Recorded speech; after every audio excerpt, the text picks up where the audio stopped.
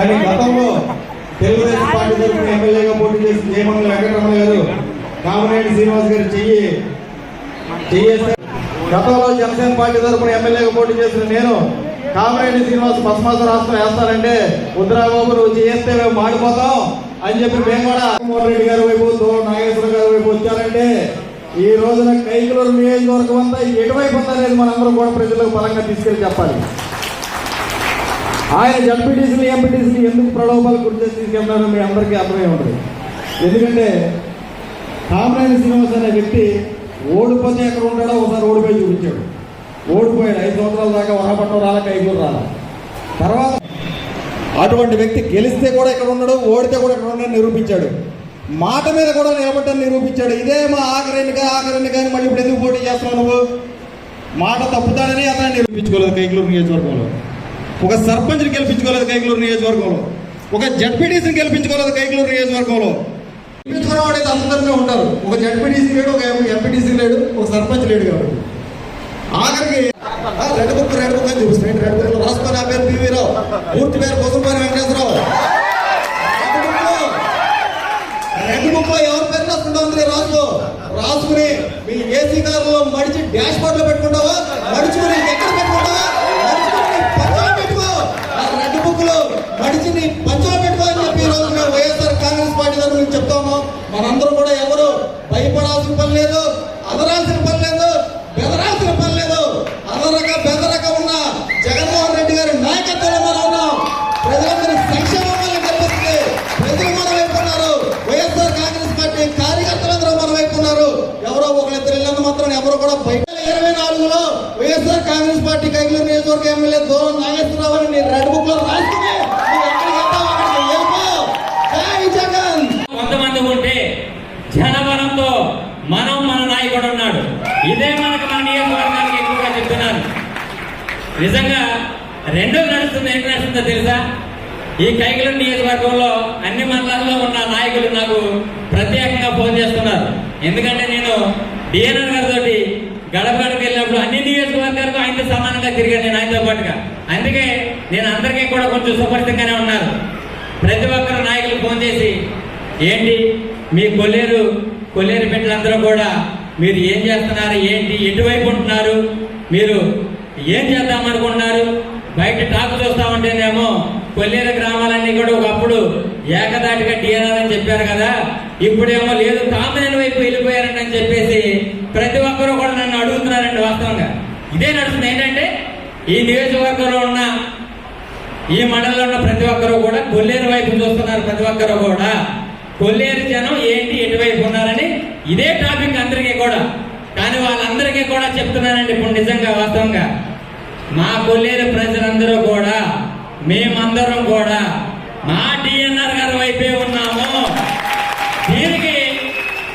దీనికి తార్కాణంగా మీకు రాత్రి జరిగిన ఒక చిన్న విషయం చెప్తానండి. వాస్తవంగా ఇందాక ఎమ్మెల్సీ గారు చెప్పారు ఏంటండి, చాలా సంతోషంగా ఉన్నారు ఏంటంటే ఆశలు చెప్పారు మామూలుగా. సార్ రాత్రి నా పంచాయతీలో నిజంగా నాకు అందరూ అడుగుతారు ఏంటి మీ గ్రామంలో ఎంత పర్సెంటేజ్ వస్తుంది ఏంటని అడిగితే నేను ఎప్పుడు కూడా సార్ ఒక 70-75% నా గ్రామ ప్రజలు నాతో ఉన్నారు, మీకే ఖచ్చితంగా. మూటలు బస్తాలతో అమెరికా నుంచి హైదరాబాద్ నుంచి దిగుమతి అయిపోయినాయి.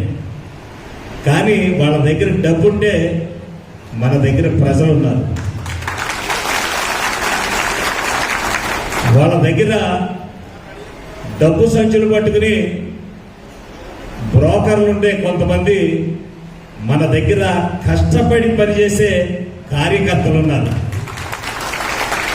వాళ్ళ దగ్గర ఇంటింటి తిరిగి పోగేసే మధ్యలో చీటర్స్ బ్రోకర్స్ ఈ మధ్యన ఎక్కువైపోతే వీళ్ళందరికీ సూటిగా సమాధానం చెప్పడానికి మన జగనన్న సైనికులు ఉన్నారు.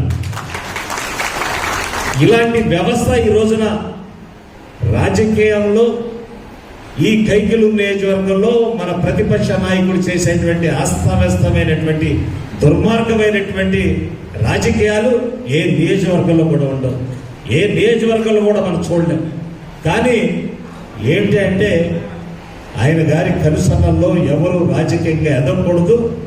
ఆయన గారు ఉంటే ఎక్కడ ఎన్నడూ లేనటువంటి దుర్మార్గమైనటువంటి దుశ్చర్యలు మాత్రం పాల్పడతాడు. ఈ మధ్యన మీరు చూసుంటారు 2014లో నేను నామినేషన్ అయ్యే ముందు ఎలాంటి కేసులు పెట్టించి దుర్మార్గమైనటువంటి నాకు సంబంధం లేనటువంటి కేసులు పెట్టించి ఎలా అల్లరి చేశాడో మీరు అందరూ చూశారు. ఒక ప్రత్యేకంగా ఒక ముసుగేసిన అమ్మాయితో కలిపి ఒక వీడియో పెట్టించి హల్చల్ చేపిస్తున్నాడు. అది కూడా నిన్న వెంటనే ఎస్పీ గారు చెప్పి వెంటనే మేము కంప్లైంట్ ఇచ్చాం, కేసు కట్టారు. ఎవరు నీకు తేలుద్దాం, దాని వెనకాల ఎవరున్నది, ఎవరు వస్తున్నది. ఈ మహానుభావుడు ఎన్నికల్లో నిలబడితే ఇలాంటివన్నీ కూడా దుర్మార్గమైనటువంటి దుశ్చర్యమైనటువంటి అన్ని కూడా తీసుకొచ్చి బురద చల్లడానికి చూస్తాడు. ఎందుకంటే నేనే తెలియగలవాడిని, నేనంటే అందరికీ భయము, నేను పెద్దందానికి అవసరించి వచ్చాను కనుక వీళ్ళందరూ ఏముందని కింద స్థాయించి బతికేవాళ్ళని అందరికీ ఒక అపనమ్మకం. కానీ ఒక్కటి మాత్రం అతను తెలియట్లా,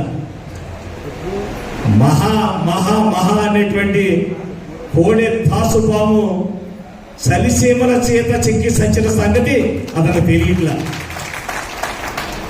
గండిసీమల అవసరం, చలిసీమ సాధు. కాలం కర్మం కలిసి వచ్చే రోజు వచ్చే ఈ రోజున ఈ దుర్మార్గమైనటువంటి వేషాలన్నీ వేస్తున్నాడు. ఎదురంటాడు, రెడ్ బుక్ అంటున్నాడు. ఈ మధ్యన అందరూ బెదిరిస్తున్నాడు.